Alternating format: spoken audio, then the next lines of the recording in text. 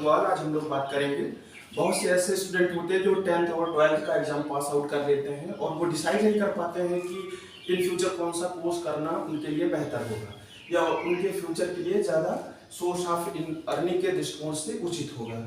तो देखिए, सबसे पहले आज हम इसी क्रम में बात कर लेते हैं फार्मेसी की।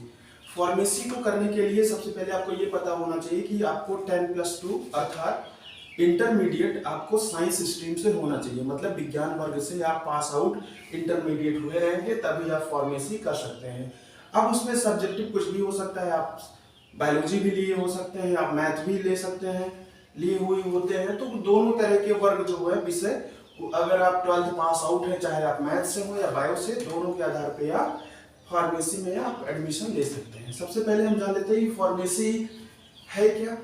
फार्मेसी एक तरह का हम कह सकते हैं कि इसको हिंदी में भेषज विज्ञान कहते हैं। अब आपके मन में यही आ रहा होगा कि भेषज विज्ञान क्या है। तो हम कह सकते हैं कि जो भी चिकित्सा में प्रयुक्त होने वाले वो सभी सब्सटेंस जिनका हम गहन रूप से अध्ययन करते हैं उसे हम भेषज विज्ञान कहते हैं। जैसे चिकित्सा में प्रयुक्त होने वाले सब्सटेंसेस की बात करें, जैसे tablet, capsule, syrup, ointment, injection, ये सब सारी चीजें जो फार्मास्यूटिकल प्रिपरेशन, इनका एक विशेष स्टडी करेंगे। तो अर्थात हम दूसरे शब्दों में कह सकते हैं कि फार्मेसी एक तरह का साइंस है जिसके अंतर्गत हम दवाओं का प्रोडक्शन से लेके, दवा बनाने से लेके disposal of drug. Disposal of drug का मतलब दवा को कैसे हम उसको कंज्यूम करते हैं, नष्ट करते हैं, वो प्रोडक्शन से लेके डिस्पोजल तक का जो प्रोसेस होगा वो हमारा क्या कहलाएगा, फार्मेसी। ये बात समझ में आ गई। अब इसमें प्रोडक्शन से लेके इसका क्वालिटी कंट्रोल, क्वालिटी एश्योरेंस, किस तरह से इसका डिसइंटीग्रेशन हो रहा है, कैसे बॉडी में एब्जॉर्ब हो, आपके सिस्टमेटिक सर्कुलेशन में एब्जॉर्ब हो रही है, तो इन सब सारी चीजों को डिटेल से स्टडी करते हैं फार्मेसी के अंतर्गत। यहाँ पे एक चीज का थोड़ा सा कंफ्यूजन लोगों को होता है कि फार्मेसी एक अलग है और फार्मेसी प्रैक्टिस का सेंस थोड़ा सा अलग है। फार्मेसी तो हो गया कि दवा बनाने से लेके डिस्पोजल ऑफ ड्रग की जो आप स्टडी करेंगे वो फार्मेसी के अंतर्गत आएगा। लेकिन अगर बात करेंगे फार्मेसी प्रैक्टिस का, तो इसमें देखिए दवाओं का एक विशेष नॉलेज तो होता ही है, साथ ही साथ वो इन द आपके रेफरेंस से कह सकते हैं कि आपके बॉडी के संदर्भ से जो ड्रग की स्टडी की जाती है। जैसे कोई टैबलेट हम इनटेक करते हैं, वो टैबलेट हमारा जाएगा, डिसइंटीग्रेट होगा, डिसोल्यूट होगा, उसके बाद वो एब्जॉर्ब होगा। तो इस तरह की एक तरह से हम कहेंगे कि मैकेनिज्म ऑफ एक्शन किसी भी दवाओं का, किस तरह से बॉडी में ऑब्जर्व हो रही है, किस तरह से रिसेप्टर पे बाइंड होके वो अपना फार्माकोलॉजिकल एक्शन प्रोड्यूस कर रही है, उसको हम फार्मेसी प्रैक्टिस बोलेंगे। लेकिन अगर केवल फार्मेसी की बात की जाए तो आप इतना जानिए कि प्रोडक्शन ऑफ ड्रग से लेके डिस्पोजल ऑफ ड्रग तक जो भी स्टेप्स की स्टडी करते हैं वो हमारा फार्मेसी के अंतर्गत होता है। भेषज विज्ञान क्यों कहते हैं? भेषज विज्ञान का आप इतना मतलब समझिए कि चिकित्सा में प्रयुक्त होने वाले वो सभी सब्सटेंस जिनका हम स्टडी करते हैं उन्हें हम भेषज विज्ञान कहते हैं। अब चलिए कि हम जान लेते हैं फार्मेसी कितने टाइप का होता है। फार्मेसी देखो मुख्यतः दो प्रकार का होता है। सबसे पहला तो एक आपने बी फार्मा नाम सुना होगा, दूसरा डी फार्मा नाम सुना होगा। ज्यादा कंफ्यूजन होती है, लोग ज्यादा कंफ्यूज रहते हैं कि बी फार्मा करना उचित है कि या डी फार्मा करना उचित है। तो देखिए, डिसाइड आपको करना है, आप करना क्या चाहते हैं, अकॉर्डिंग टू स्कोप या according to need, according to time, जैसा आपको आपके पास पैसे हो, समय हो या आप आगे क्या करना चाहते हैं, उस बेस पे आप डिसाइड कर सकते हैं कि बी फार्मा करना उचित रहेगा या डी फार्मा। रही बात अंतर की, तो अंतर आप जान लीजिए कि जो बी फार्मा होगा वो एक तरह से अंडर ग्रेजुएट कोर्स है। B pharma undergraduate course का मतलब एक तरह से अगर आप बी फार्मा कंप्लीट कर लेते हैं 4 साल का, तो ये एक तरह से आपका स्नातक डिग्री मान्य होगा, वो भी साइंस स्ट्रीम से, विज्ञान वर्ग से। ये तो बात हो गई बैचलर की बी फार्मा। दूसरा है ये D pharma, diploma in pharmacy, diploma pharmacy. ये 2 साल का कोर्स होता है। इसको करने के बाद आपका स्नातक डिग्री नहीं मान्य होगी, केवल और केवल आपको ये डिप्लोमा मिल जाएगा और रजिस्टर्ड फार्मासिस्ट आप कहला सकेंगे। रजिस्टर्ड फार्मासिस्ट आप बी फार्मा करने के बाद भी कहला पाएंगे और डी फार्मा करने के बाद भी रजिस्टर्ड फार्मासिस्ट ही कहला पाएंगे, उसमें कोई डाउट नहीं है। और रही बात कि किसको स्नातक माना जा रहा है, किसको नहीं माना जा रहा है, तो बी फार्मा को स्नातक माना जाएगा, ग्रेजुएशन डिग्री माना जाएगा, वो भी साइंस स्ट्रीम से। और डी फार्मा को स्नातक नहीं माना जाएगा, इसको केवल डिप्लोमा माना जाएगा।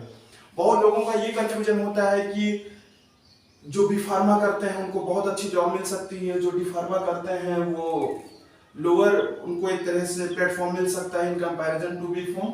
तो देखिए कहीं ना कहीं ड्यूरेशन ऑफ कोर्स की बात की जाए तो इसका ज़्यादा है, 4 ईयर का है, इसका 2 ईयर का है। तो कहीं ना कहीं कुछ प्लेसेस पे ऐसा होता है कि जो प्रायोरिटी प्राथमिकता दी जाती है वो बी फार्मा को ज़्यादा दी जाती है in comparison to D pharma. लेकिन हम तो यही कहेंगे कि सबसे कम समय में यदि आपको रजिस्टर्ड फार्मासिस्ट का कोई डिप्लोमा दे पाता है तो वो आपका डी फार्मा है। वहीं आपका बी फार्मा 4 साल का है, वहीं ये 2 साल का है। तो मुझे लगता है कि 2 साल करने के बाद कोई रजिस्टर्ड फार्मासिस्ट हो जाता है तो अलग अलग सेक्टर में वो काम भी कर सकता है, चाहे वो आपका हॉस्पिटल फार्मासिस्ट के रूप में काम करे या इंडस्ट्री में production department, QA department, QC department या मार्केटिंग का काम करना चाहे। तो दोनों का लगभग जॉब अपॉर्चुनिटीज या एक तरह से प्लेसमेंट लगभग सेम होता है। कुछ ऐसे जैसे रिसर्च एंड डेवलपमेंट में बी फार्मा को ही प्रायोरिटी दी जाती है, बाकी लगभग कहा जा सकता है कि सेम ही जो प्लेस होता है जो आपका वो सेम होता है। दूसरा हम बात करेंगे इसका ड्यूरेशन। सबसे पहले बात करेंगे बी फार्मा का ड्यूरेशन। बी फार्मा का ड्यूरेशन जो होता है, कोर्स ऑफ ड्यूरेशन मतलब कितने पाठ्यक्रम कितने वर्ष का होता है, तो ये 4 साल का होता है, 4 ईयर का। और एक अंतर इसमें ये होता है कि ये सेमेस्टर वाइज इसका एग्जाम होता है। आपको पता होना चाहिए कि एक साल में लगभग 2 सेमेस्टर होते हैं 5 से 6 महीने के अंतराल पे। तो ये ड्यूरेशन अगर बात करें तो बी फार्मा होगा 4 साल का, इसमें सेमेस्टर होंगे 8। आपको हर सेमेस्टर में अलग अलग सब्जेक्ट मिलते जाएंगे और उन्हें आप पास करके नेक्स्ट क्लास में या first year, second year, third year में आप प्रोन्नत होते जाएंगे। वहीं बात करें डिप्लोमा इन फार्मेसी की, तो डिप्लोमा देखिए 2 साल का होता है। इसमें एनुअल एग्जाम होता है। एनुअल का मतलब वार्षिक परीक्षा, इसमें सेमेस्टर का प्रणाली नहीं है। लेकिन बी फार्मा में क्या होता था, सेमेस्टर है। सेमेस्टर का मतलब 5 से 6 महीने में एक एग्जाम हो जाएगा, उसके बाद 5 से 6 महीने में दूसरा सेमेस्टर हो जाएगा। तो 2 सेमेस्टर को जब हम कंप्लीट कर लेंगे तो हमारा 1 साल क्वालिफाइड हो जाएगा। इसी तरह हम तीसरे सेमेस्टर और चौथे सेमेस्टर को क्वालिफाई करेंगे तो हमारा सेकेंड ईयर हम पास आउट हो जाएंगे। लेकिन डिप्लोमा की बात करें तो डिप्लोमा ही केवल 2 साल का होता है और इसमें जो आपका एग्जाम होगा वो एनुअल एग्जाम होगा, मतलब वार्षिक एग्जाम होगा। साल भर में एक एग्जाम देना होगा, सेशनल वगैरह देना होता है। वो आप कॉलेज पे डिसाइड करता है कि 2-3 सेशनल करवा के आपका एक जो एवरेज मार्क होता है उसको वो सबमिट कर दिया जाता है आपके नंबर के लिए। अब देखिए एलिजिबिलिटी की बात की जाए। एलिजिबिलिटी का मतलब होता है योग्यता। आपने क्या योग्यता है या हो सकती है जिसके जरिए आप बी फार्मा या डी फार्मा कर सकते हैं।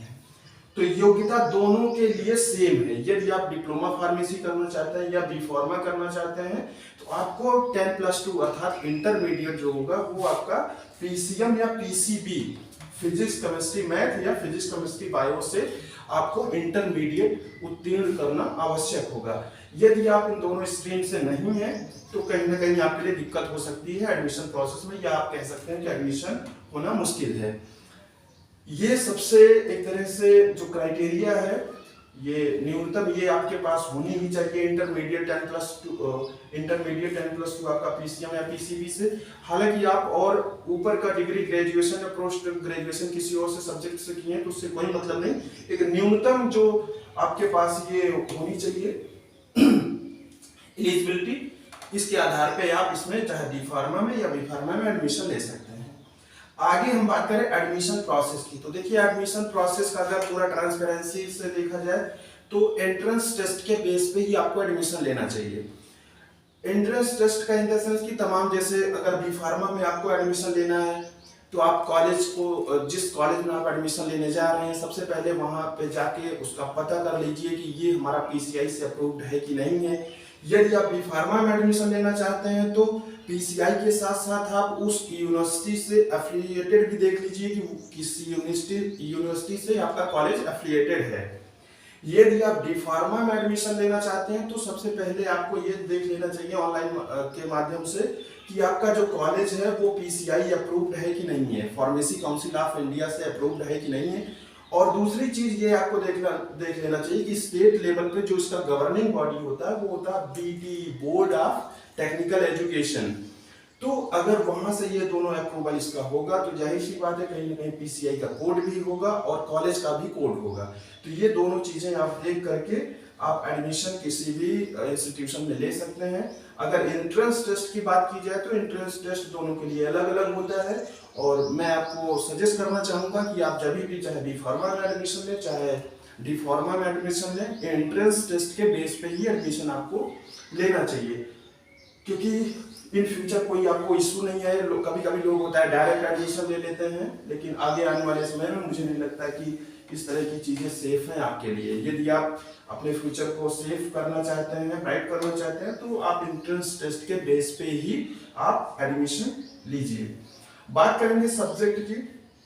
सब्जेक्ट देखिए, अगर आप साइंस स्ट्रीम से हैं, कहीं ना कहीं फिजिक्स केमिस्ट्री मैथ आपने इंटरमीडिएट में लिया होगा, या फिजिक्स केमिस्ट्री बायो लिया होगा, तो उसी से रिलेटेड आपका कहीं ना कहीं ये सब्जेक्ट आपको फार्मेसी में मिलेगा। क्योंकि फार्मेसी एक तरह से हम कह रहे हैं कि दवा बनाने से लेकर डिस्पोजल ऑफ ड्रग तक का जो स्टडी होगी उसी को हम फार्मेसी बोलेंगे।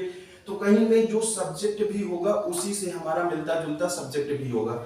सबसे पहले हम बात करेंगे कि कॉमन जो सब्जेक्ट, चाहे आप बी फार्मा करेंगे डी फार्मा करेंगे, लगभग कॉमन सब्जेक्ट होते हैं। बस ये होता है कि बी फार्मा में थोड़ा सा सब्जेक्ट ज्यादा हो जाते हैं। एक सेमेस्टर में 4 से 5 सब्जेक्ट होते हैं, और एक आध सब्जेक्ट होता है, एडिशनल भी हो सकता है। तो इस बेस पे हम कह सकते हैं कि अगर टोटल नंबर ऑफ सब्जेक्ट की बात की जाए बैचलर ऑफ फार्मेसी में, तो कम से कम अगर होंगे तो 40 सब्जेक्ट के आसपास आपके कम से कम होंगे। और वही डिप्लोमा की बात की जाए तो डिप्लोमा के बहुत मिनिमम और मैक्सिमम की बात की जाए तो 10 to 12, इससे ज्यादा सब्जेक्ट नहीं हो सकते हैं। अब रही बात कुछ ऐसे सब्जेक्ट की जो कॉमन हो सकते हैं आपके बी फार्मा और डी फार्मा में, तो देखिए एक एक करके हम डिस्कस कर लेते हैं। HAP आपने नाम सुना होगा, human anatomy and physiology. Human anatomy, human means Manav, anatomy means क्या होता है, संरचना, फिजियोलॉजी मतलब एक तरह से कार्य, जो आपका मानव शरीर है, मानव शरीर के जो एक तरह से उसकी संरचना है, संरचना के साथ साथ बॉडी का जो उसका फंक्शन है, उसकी स्टडी हम करेंगे HAP के अंतर्गत, ह्यूमन एनाटॉमी एंड फिजियोलॉजी।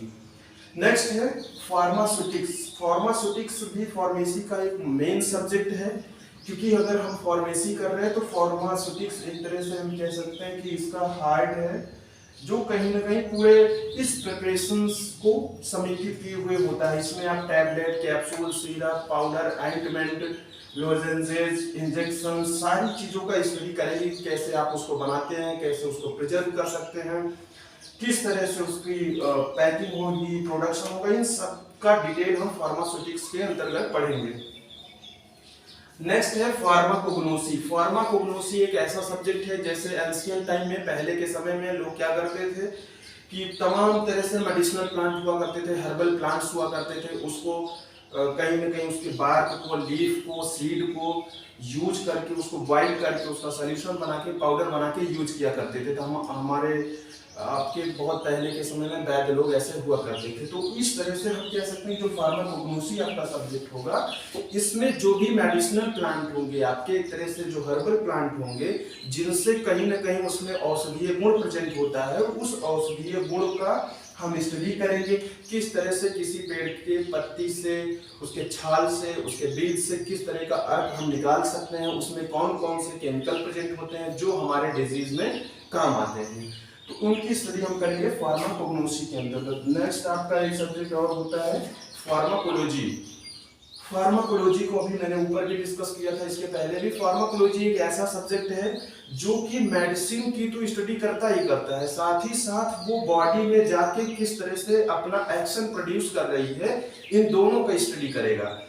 अगर हम बात करें कि फार्माकोलॉजी की, तो जैसे कोई भी मेडिसिन हम इनटेक कर रहे हैं, इनटेक करने के बाद उस मेडिसिन की कुछ ना कुछ प्रॉपर्टी होगी, उसमें कौन कौन से एक्टिव इंग्रेडिएंट होंगे, कौन कौन से एडिटिव्स यूज हुए होंगे, वो सारी चीजें तो होंगी, उनकी स्टडी तो होना ही है।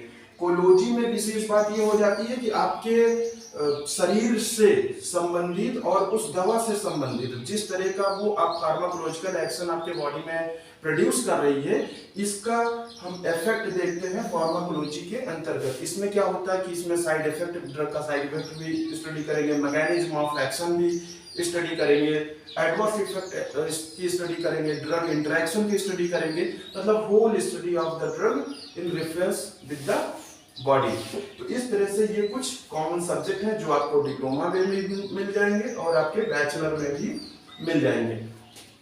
काफी लोग होता है कि कई बार क्वेश्चन करते हैं कि अगर कहीं डी फार्मा कर लिए तो ऐसा ना हो कि डी फार्मा से लोअर जॉब मिल जाए, या एक तरह से बहुत लोअर प्लेटफॉर्म होता है डिप्लोमा फार्मेसी का, तो ऐसा बिल्कुल भी नहीं है। रजिस्टर्ड फार्मासिस्ट आप इसको करने के बाद भी कहलाओगे, इसको बी फार्मा करने के बाद भी आप इसको रजिस्टर्ड फार्मासिस्ट कहलाओगे। बस हाँ, अंतर इतना है कि किसी किसी प्लेस पे जैसे आपको बी फार्मा को थोड़ा सा प्रायोरिटी दी जा सकती है। बी फार्मा करने के बाद आप टीचिंग लाइन में आ सकते हैं, आप डिप्लोमा वालों को पढ़ा सकते हैं, पोस्ट ग्रेजुएशन कर लीजिए या फार्मा कर लीजिए, आप बी फार्मा वालों को पढ़ा सकते हैं, लेकिन डिप्लोमा इन फार्मेसी में आप टीचिंग में नहीं आ सकते हैं।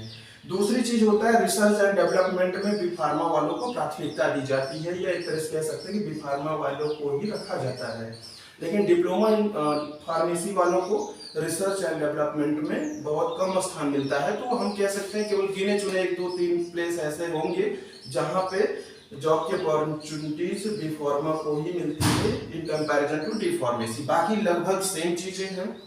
रजिस्टर्ड फार्मासिस्ट आप इसको बी फार्मा करने के बाद भी कहलाएंगे, बी फार्मा करने के बाद भी कहलाएंगे। ये 4 साल का है, मतलब कि अगर टाइम ड्यूरेशन की बात की जाए तो 4 साल आपको लगेंगे, लेकिन डी फार्मा में आपको केवल 2 ही साल लगेंगे। इसमें आपको ज्यादा सब्जेक्ट पढ़ने पड़ेंगे। डिप्लोमा में कम से कम सब्जेक्ट आपको पढ़ने पड़ेंगे, 10 से 12 सब्जेक्ट, वो भी बहुत टफ नहीं होता, इजी ही कह सकते हैं। एलिजिबिलिटी दोनों की लगभग सेम है कि आप एलिजिबिलिटी का मतलब योग्यता, आप कितने योग्य, क्या क्वालिफिकेशन आप पे रहेगी तो आप फार्मेसी में एडमिशन ले सकते हैं। तो मैंने बताया इंटरमीडिएट आपको कम से कम पीसीबी या पीसीएम स्ट्रीम से होना मस्ट है। अगर आप ये क्वालिफिकेशन नहीं रखते हो तो आपका फार्मेसी में एडमिशन नहीं हो सकता है। एडमिशन प्रोसेस की बात की जाए तो एडमिशन प्रोसेस मैं यही सजेस्ट करूंगा कि जो भी एजेंसीज है, जो भी एक तरह से एग्जाम को कंडक्ट कराने वाली एजेंसीज है, उसके थ्रू ही आप एडमिशन लीजिए, क्योंकि ये आपके फ्यूचर के लिए ही बेटर होगा। क्योंकि कभी कभी होता है लोग डायरेक्ट एडमिशन तो ले लेते हैं, फिर उनका स्कॉलरशिप में इशू आने लगता है और किसी तरह की परेशानी आने लगती है। तो इन सब प्रॉब्लम्स को ना फेस किया जाए, इससे अच्छा ये होगा कि एडमिशन प्रोसेस आप एंट्रेंस टेस्ट के बेस पे ही लें। नेक्स्ट बात करेंगे सब्जेक्ट की। सब्जेक्ट में आपके मैंने बता दिए कि ह्यूमन एनाटॉमी एंड फिजियोलॉजी, ये सब कुछ कॉमन सब्जेक्ट है। हालांकि सब्जेक्ट और भी होते हैं, लेकिन ये कॉमन सब्जेक्ट है। ह्यूमन एनाटॉमी एंड फिजियोलॉजी मानव शरीर की संरचना और कार्य की स्टडी करेंगे। फार्मास्यूटिक्स है, फार्मेसी के एक तरह से मेन सब्जेक्ट है, जिसमें हम tablet, capsule, lozenges, syrup, ointment, injection, इन सब सारी चीजों का प्रोडक्शन से लेके डिस्पोजल तक की स्टडी करेंगे। प्रोग्नोसी है, मैंने बताया कि पहले के समय में जो वैद्य वगैरह हुआ करते थे, इसी का यूज करके एक तरह से मेडिसिनल प्लांट के तमाम पत्ती को, बीज को, छाल को, उसमें से कुछ केमिकल कॉन्स्टिट्यूएंट निकाल करके डिजीज के लिए वो देते थे। तो उन सब सारी चीजों की स्टडी हम प्रोग्नोसी में करेंगे। कोलॉजी में, फार्माकोलॉजी में किसी भी ड्रग का बॉडी के रेफरेंस में किस तरह से उसका एक्शन प्रोड्यूस होता है, इसकी स्टडी करेंगे। तो मुझे लगता है कि इतना एनफ है। हाँ, एक क्वेश्चन और होता है कि लोग बोलते हैं बी फार्मा करने के बाद या डी फार्मा करने के बाद क्या एक ही लाइसेंस हो सकता है कि कई लाइसेंस हो सकते हैं। तो इस यहाँ पे मैं क्लियर कर दूं, आप बी फार्मा करें या डी फार्मा करें, केवल एक ही मेडिकल स्टोर आप चला सकते हैं आपके एक इस डिग्री पे, चाहे डिप्लोमा पे। क्योंकि आजकल सिस्टम हो गया है ऑनलाइन। ऑनलाइन में क्या होगा, जैसे ही आप डिप्लोमा फार्मेसी कंप्लीट करके आप स्टेट पीसीआई में रजिस्ट्रेशन कराने जाओगे, वहां से आपको एक रजिस्टर्ड रजिस्ट्रेशन नंबर मिल जाएगा। वो नंबर ऑनलाइन हो चुका है। जैसे ही कंप्यूटर पे डाला जाएगा, वो आपका लोकेशन, आपका नाम, किस नाम से दुकान है, किस नाम से आपकी मेडिकल शॉप है, सारा कुछ शो होने लगेगा। ये चीजें पहले होती थी कि ऑफलाइन सिस्टम था, एक रजिस्ट्रेशन नंबर पे अलग अलग डिस्ट्रिक्ट में लोग शॉप चलाते थे, लेकिन आज ऐसा पॉसिबल नहीं है। आप ये मान के चलिए कि एक, चाहे वो डिग्री हो चाहे आपका डिप्लोमा हो, एक ही मेडिकल शॉप आप चला सकते हैं। कुछ लोग ये भी पूछते हैं कि कभी कभी कि क्या डिप्लोमा करने के बाद फार्मेसी करना बेटर रहेगा। तो एक सजेशन देना चाहूंगा कि यदि आपको बी फार्मा ही करना है तो डिप्लोमा के रास्ते पे आप क्यों जाएं, क्योंकि 2 साल आप इधर इन्वेस्ट करेंगे, उसके बाद 1 साल का मान लीजिए इधर प्रमोट हो जाएंगे, तो third year, second year, third year, fourth year, मतलब 3 साल आपके बी फार्मा में लग गए और 2 साल आपने डी फार्मा में इन्वेस्ट किया, तो टोटल आपका 5 ईयर इन्वेस्ट हुआ। पैसे भी कम से कम अगर देखा जाए तो, अगर जो एक मानक फीस का होता है या इंस्टीट्यूशन जो अपना फीस निर्धारित करता है, लगभग 85 से 90 हजार आपका डिप्लोमा फार्मेसी में होता है, और उसी के आसपास 90-95 हजार आपका बैचलर फार्मेसी में भी होता है। तो पैसे का भी इन्वेस्टमेंट हुआ कहीं ना कहीं। 2 साल आपने इधर इन्वेस्ट किया डिप्लोमा फार्मेसी में, फिर आप बैचलर फार्मेसी करना चाहे तो 3 साल उधर इन्वेस्ट किया। टोटल अगर ईयर देखा जाए तो 5 ईयर आपका इन्वेस्ट हुआ, साथ ही साथ पैसों का। तो यही अच्छी बात होगी कि यदि आप चाहते हैं कि हमें इन फ्यूचर अपने स्टडी को कंटिन्यू करना है, पोस्ट ग्रेजुएशन करना है, थोड़ा सा बहुत अच्छे प्लेटफॉर्म पे जाना है, तो आपको कहीं ना कहीं बी फार्मेसी को सेलेक्ट करना चाहिए। यदि आपका मेडिकल शॉप का पर्पज है कि चलिए कम समय में हमें कम से कम रजिस्टर्ड फार्मासिस्ट का डिप्लोमा मिल जाए, हम मेडिकल शॉप डाल सकें, तो इसके लिए ये सबसे बेहतर विकल्प है। कम समय में आपको रजिस्टर्ड फार्मासिस्ट का डिप्लोमा दे रहा है। और साथ ही साथ यदि आप जॉब करना चाहते हैं, आपके पास बहुत इकोनॉमिकल कंडीशन अच्छी नहीं है, कहीं ना कहीं एक छोटा मोटा बेसिक प्लेटफॉर्म आप चाहते हैं, तो diploma pharmacy is better than I think B pharm. लेकिन यदि बी फार्मा करना चाहते हैं तो आगे अपनी स्टडी को आप कंटिन्यू करेंगे। तो ये एक बेसिक सा डिफरेंस हो गया आपका B pharmacy and diploma pharmacy में। तो ओके, थैंक यू।